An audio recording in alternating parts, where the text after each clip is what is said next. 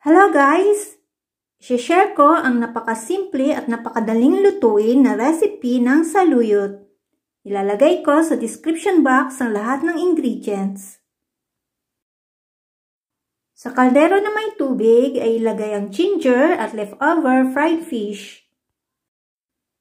Ito pong pritong isda na nilagay ko ay ang tira namin kagabi at hinimay-himay ko na ito bago nilagay dito.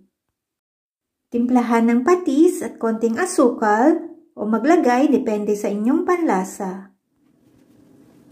Takpan at pakuluin ito sa malakas na apoy bago ilagay ang saluyot.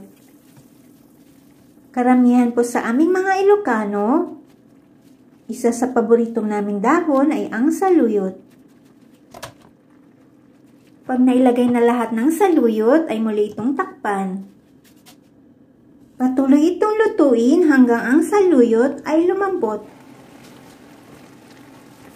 Pagkatapos lutuin ay tanggalin sa apoy at pwede na itong iserve. There is one Lord, one faith, one baptism. Ephesians 4 verse 5. Thanks for watching.